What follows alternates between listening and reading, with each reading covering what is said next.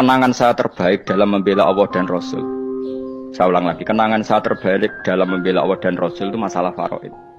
Dulu mungkin banyak yang ingat lah ketika tahun berapa lupa saya, tapi ada seorang menteri dan pakar Islam menggulirkan isu hak waris itu sama, lelaki dan perempuan sama. Alasannya karena perempuan sekarang kerja. Jadi gara-gara kesamaan gender kemudian mereka ingin bagi waris itu apa?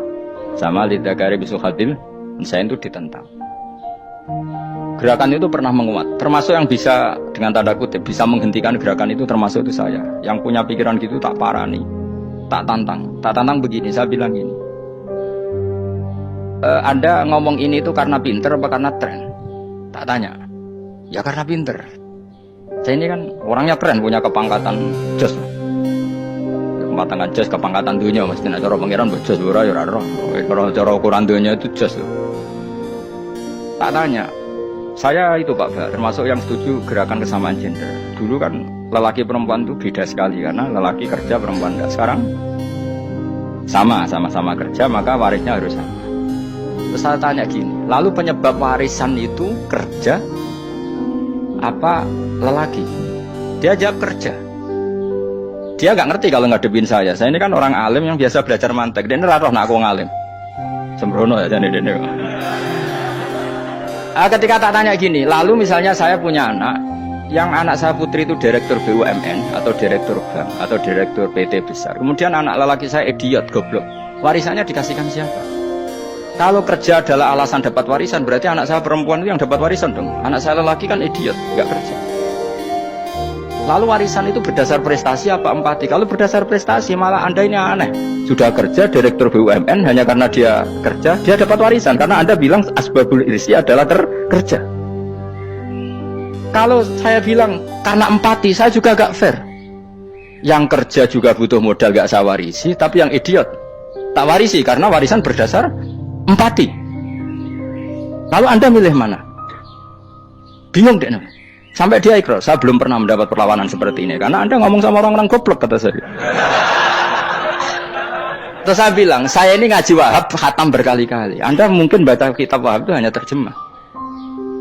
Maka menurut Islam yang menjadi hak waris itu sebabnya zukurah wal unasa, kelelakian menjadi dapat 2 bagian, keperempuanan menjadi 1 bagian, dan itu Islam tidak mau urusan dengan prestasi maupun empati. Mujarrodul zukurah dan mujarrodul unusa.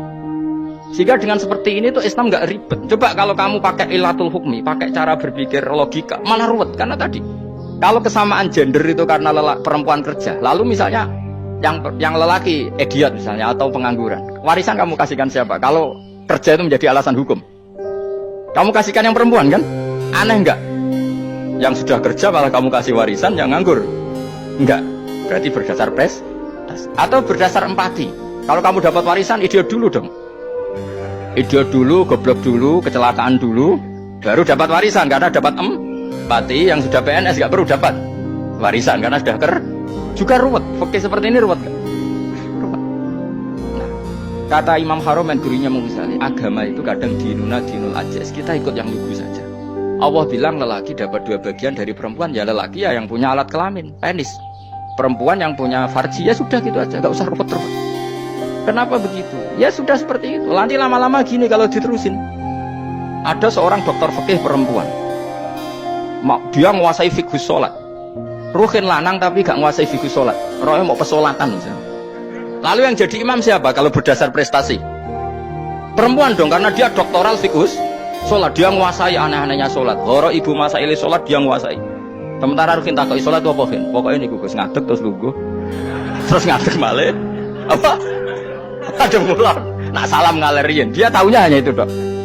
Lalu kalau nuruti imam sholat adalah yang terpandai dalam fikih sholat, tentu yang imami perempuan. Tapi agama ini tidak seperti itu. Pokoknya wong lanang imami, wong itu. Jadi makanya kata Imam Haromen, dinuna dinul ajais. Sampai Said Muhammad itu sering ngutip beliau gini kan, Allahumma imanan ka imanil ajais. Ya Allah, semoga iman saya menerima konsep engkau itu ka imanil ajais. Imannya wong wedok-wedok sing lugu. Ajus itu perempuan lugu yang sudah sepuh. Jadi misalnya ngukur anak seneng ya anak gedang goreng, ngekei duit, ya lugu saja. Itu bagus. Daripada kamu pakai argumentasi, karena argumentasi ini sebetulnya kelihatan cerdas, tapi ada kebodohan masif. Karena tadi, kalau hak waris kita otak-atik dengan prestasi, maka yang pro empati akan protes. Paham ya? Masa yang sudah kerja dikasih banyak, yang idiot enggak? Tapi kalau berdasar empati juga aneh. Masa dapat warisan harus goblok dulu, harus kecelakaan dulu. Maka Rasulullah pernah ngendikan ketika ditanya, lalu warisan untuk siapa ya Rasulullah? Nabi jawabnya lucu. Fali aula rojulin dakarin. Jadi Nabi sempat ngendikan kata rojul. Kemudian direvisi dakarin. Fali aula rojulin dakarin. Semua ulama ngendikan dakarin di sini adalah badal. Nabi ngendikan rojulin. Kemudian Nabi ingat kalau rojul itu identik dengan lelaki dewasa. Apa?